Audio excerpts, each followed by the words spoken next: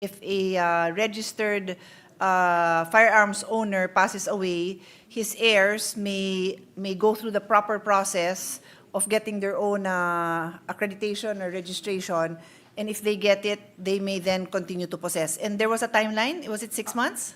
Yes, ma'am. The firearm may be transferred to the holders designated next of kin indicated that the license within 6 months from the date of death. Okay, so I do have a question before I won't have to make any amendment to the amendment. The original license holder, I assume, either has a license because he is his line of work requires that he carries the firearms, or like some of our colleagues here, like His Honor is an enthusiast, likes to use it as for a sport or for whatever other legitimate purpose. So the passion is there. I noted in the bill that there's also a provision that allows, I think that was also an amendment, that the firearm owners, registered owners, to also carry a certain amount of ammunition, right? I saw that. So my concern is this. If the firearms on their own have value, and what heir in their right mind wouldn't want to inherit something with value? Pwede naman ibenta or maybe sentimental value. Pero wala silang passion doon. Di ba yan ang mga possibilities na magkaroon ng a disaster waiting to happen kasi nandyan lang yung mga baril, tapos may ammunition pa dyan. Kasi wala siyang passion, katulad nung original owner. So how do you address that? Well, I'm just curious. As a matter of policy, the firearms should be confiscated by the PNP. It has to be returned to the custody of the Philippine National Police. Kung walang interesado mag-inherit sa property na yan. Hindi, ang concern ko, Mr. President, they may go through the process of applying, and kung wala naman silang record nga na criminal record, what proof do they have to show na aalagaan nila yung baril na yan, na hindi yan magamit ng mga ibang tao sa bahay nila, hindi nakabalandra dyan yung mga ammunition na baka magkaroon ng accident waiting to happen. Mayroon man tayong requirement, Mr. President, na Yes, I was all about to say firearms that. must be placed in a bolt, Saka, Mr. President, safety bolt doon sa So itong new kung saan owner, naka-address okay, so yung that new firearms. owner, Under the law. let's say hindi naman pinamana sa kanya yung bahay, pinamana lang yung firearm. So dun sa bagong bahay niya, That will form part in the registration process inspection to be made by the PNP. Na nandyan yung Papuntahan ka vault. ng PNP. Hala, saan itong baril na gusto mong i-inherit from your dead father? Okay. So, ito sir, saan yung kwan mo, yung bolt? Wala akong bolt sir kasi ang bolt nandun sa bahay ng tatay ko. Oo nga. You're not Hindi. qualified to inherit. Okay. also, That's a Mr. requirement. President, that's a requirement, Mr. Plus President. gun safety seminar. Gun safety seminar. Gun safety I was seminar. about to That's a add to requirement. Senator Bato. We cannot own a firearm, Ma'am Madam Pia, if we don't train. We have to go through basic firearm seminar. And Okay. also to pay for the LTOP, kasi may type 1, type 2. Ako type 5 collector, type 5 din si Senator Patos, type 5 din si Senator Robin. Mahal yan. You have to pay for every firearm, and the license alone is expensive. Then every firearm has its own firearms permit, yung ownership of the firearm card. That alone, if you're a civilian, costs about 1,000 plus yata per firearm. Ang mura Kasi naman nun, pwede bang taasan yun? 1,500 yata. Pero kasi if you have 10 2,000. firearms, it's 15,000 eh. Magkano? A year? 2,200. 2,200. A year? Per year. So, mahal po siya. So, as you're saying, if the guy has no passion or the girl has no passion, it's a hassle for them. Yeah, that's what I mean. It's a So, hassle okay, so for then them. my next question is, if they decide na aminin niya, alam mo, wala talagang passion, di ba, magsiseminar pa ako, magawa pa ako ng vote, okay, ako wala akong passion. How do they dispose They of that? have to What is the surrender proper... to the PNP po. Okay. all the Wala. firearms. But so the value of that inheritance is lost to them? Parang ganun po. Baka you can address that. Kasi it is not, in raising this issue, my first concern is safety. But secondly, I don't want now the heir to feel obligated to accept that an inheritance just because, sayang ba't ko isusurrender to? Sayang naman.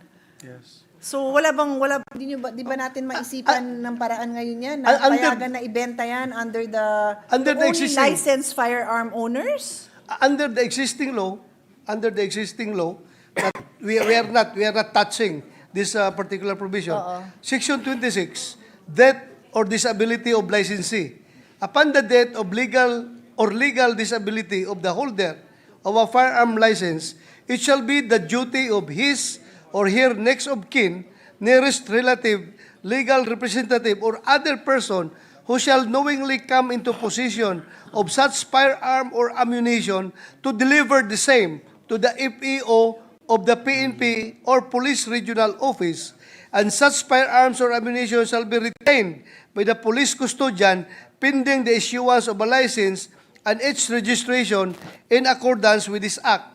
The failure to deliver the firearm or ammunition within 6 months after the death or legal disability of the licensee shall render the possession liable for illegal possession of firearm.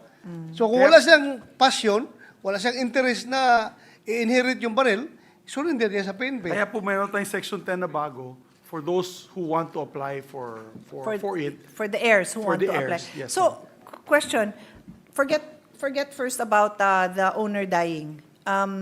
If a capable, healthy owner without any other reason other than, you know what, I'm a gun collector and I changed my mind, I don't want these guns anymore, you're allowed to sell it? Yes. Yeah. Yes, Okay. you're alive, Mr. Yeah. President. So that's my You're point. allowed. Why can't you allow his heirs to sell it? I don't see the difference. Because ang worry ko pa nga is they'll keep it because sentimental value to, tapos nawala na nga yung tatay ko, tapos pag hindi ako nag-apply, yung value nito, wala na rin sa amin kasi required by law to surrender. Why don't you give them a reasonable amount of time to sell it to other legitimate owners when he was alive, he could sell it? Kasi, Mr. President, I think like real property, the DOAS, the deed of absolute sale, has to be a living person, di ba? I don't think pag namatay ng heirs, No, it becomes the property of the estate. yes. So the estate can sell. That's true. So you can deposit. Anyway, I am not a gun expert. I am just thinking that it is detrimental to safety if it's kept in the position of someone who's not really passionate. But human nature, kunyari may sing-sing yung mga nanay ko, tapos sabi na, you can keep that PIA if you will keep it well or you will wear it all the time. If you're not going to wear it, you have to surrender it. Ayoko naman magsuot araw-araw, pero susurrender ko to, sa nanay ko to. Di I'm keeping it. Tapos, delikado. Why don't you think of a solution to that? Give them the estate should always be allowed to sell. Kasi I think, Mr. President, the proper procedures, the LTAP holder will sell to another LTAP holder. Correct. The problem is that if the LTAP holder dies, that's why we are coming up with solutions now. Yeah, And but I think the that children. is my recommendation. If you want to take a minute, I don't think you're going to lose anything that you talk about. But from a legal perspective, the estate, and the estate is now the owner of all those properties. When, Maybe, Mr. President, we could sit down on it now, suspend Yeah. for 10 minutes and discuss I think, how we can add. but to I the- think that's beneficial to the gun owner, knowing that their family can even. Correct. Have You're the- helping have us the- solve our problem. I always Your do. Honor, you're Yes. helping us solve our You problem. can just say something like the estate. I'm shall- glad you see that problem. They can legally, within 6 months, they can legally transact the firearm to a licensed No, LTAP holder. Before I give my recommendation, assuming the current situation is you have to surrender it, no, if the legal heirs will not choose to apply for the proper licenses. What now happens to that? It's just in the arsenal, or the officers are allowed to play with it? Or what happens? Usually, may malaking safe sila. Alam ni Chief PNP yan eh. Meron kaming term yan CCAAP.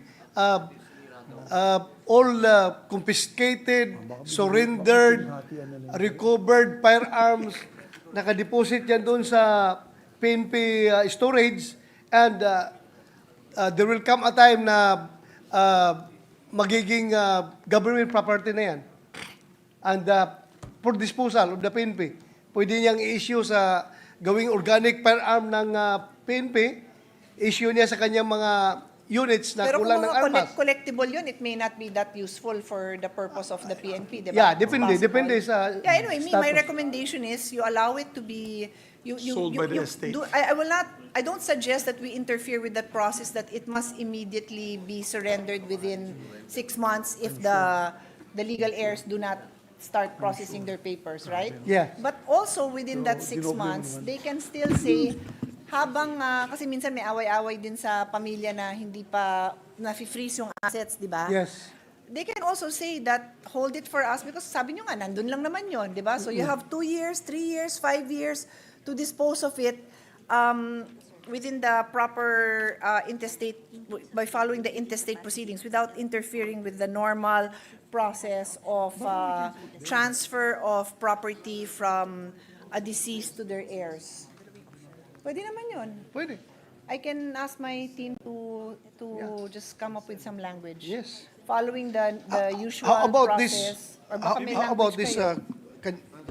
in case of death or legal incapacity of an LTAP holder, the next of kin has the option to sell and transfer the same to a licensee holder or licensed juridical entity, or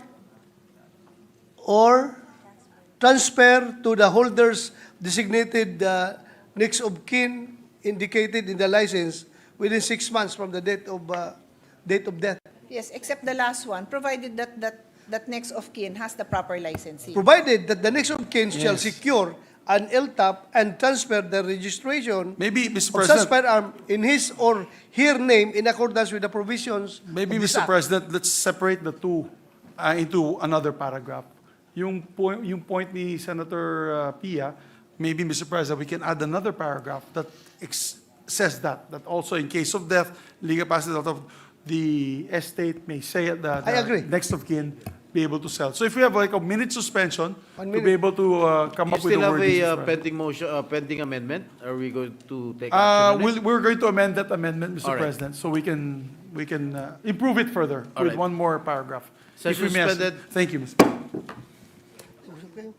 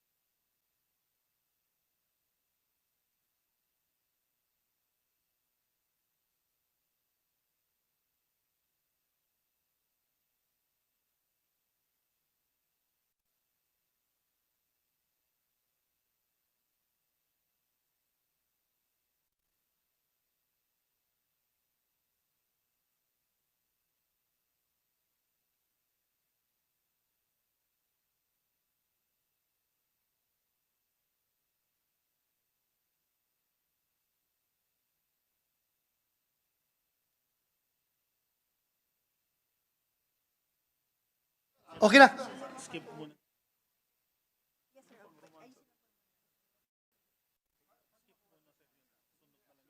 Pwedeng ituloy mo na, may tatlong amendment na lang. Tuloy lang namin.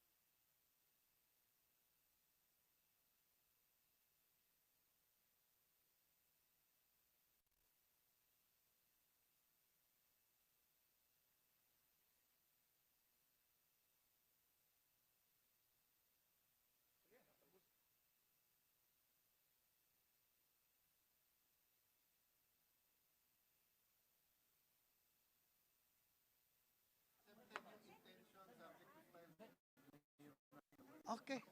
Sige.